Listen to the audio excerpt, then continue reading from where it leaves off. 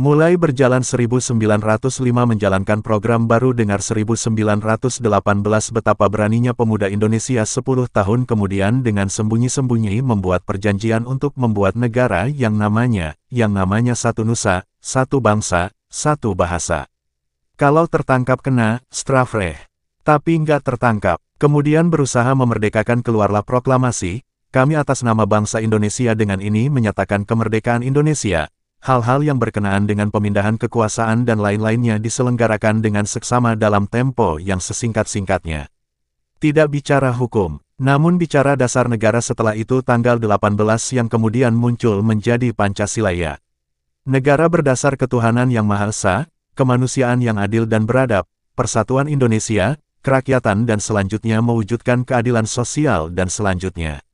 Hukum yang berlaku Wetboek van Strafrecht hukum pidana yang dibuat oleh Belanda 1918 dari kemerdekaan sampai hari ini, berapa tahun itu? Dan lebih seru lagi, itu masih hukum penjajahan yang tahun 1926 baru dirubah. Yang lebih seru lagi ada hukum yang ditumpangkan di Strafrecht itu fatwa ulama. Nah ini nanti ditanyakan kepada Pak Susno Duaji, mengapa? Sudah pun hukum kolonial ditumpang lagi fatwa ulama. Inilah yang dinamakan hukum tumpang tindih. Mudah-mudahan tahun 26 itu nanti mulai menata hukum gaya Indonesia. Dalam hukum tahun 26 nanti bangsa Indonesia yang umur 70 tahun tidak boleh ditahan begitu ya Pak tambahan itu. Tapi karena belum berlakunya nanti Yain 26 walaupun sudah dibuat undang-undang itu Syai 79 tahun dekam bukan saja ditahan, dihukum. Tapi kalau tidak ada itu barang itu tadi, gagasan 1000 tahun tidak keluar.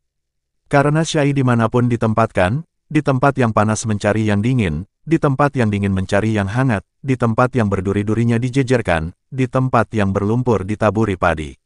Nah itu Syai, keluar mengajak saudara-saudara menggagas Indonesia 1000 tahun ke depan. Bagaimana melindungi ini, nanti diserahkan ke Pak Susno Duaji, 1000 Pak. Dan 1000 tahun ini dasarnya ketuhanan yang Maha Esa. Menyadur daripada kitab suci, Tuhan yang Maha Esa memanage dunia ini dari atas turun ke bawah, dari bawah naik lagi ke atas, satu harinya 1000 tahun hitungan manusia. Maka kita mencoba menghitung seharinya dulu, 1000 tahun. Nah untuk ini keamanan dalam negeri itu harus yang smart. Yang kemanusiaan yang adil dan beradab dikedepankan, karena menurut konsep ilahi, hukum itu bukan untuk menghukum, untuk memagaris supaya tidak kena larangan-larangan. Kalau sekarang hukum itu untuk menghukum, bukan untuk himalloh, bukan untuk menghina, bukan pagar bukan pelindung. Nah coba konsep Pak Susno Duaji ini bagaimana 1000 tahun. Tadi bisik-bisik beliau, Syai nanti kalau yang nanya jangan berandai-andai, yang ekstrim, yang melintang. Ternyata beliau ini tidak ekstremis. Memang pertanyaan harus ekstrim supaya bisa menjawab mengapa. Karena untuk 1000 tahun yang akan datang. Kalau kita untuk yang cemen-cemen untuk apa mendatangkan Pak Susno? Nah itu peta keamanan dalam negeri. Kemudian Hankam Rata, pertahanan keamanan, kita undang beliau ini jenderal tapi masih suka bawa pistol bedil-bedil masih suka, kalau gak pas ya memang tidak dikenakan orang tapi ke tanah jedor, tapi kan kaget.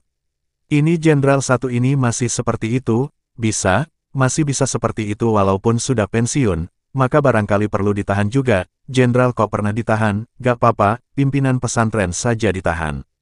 Penegak hukum pun pernah ditahan. Jadi hari ini kumpulin 3 orang yang pernah ditahan, dan berbicara 1000 tahun Indonesia yang akan datang.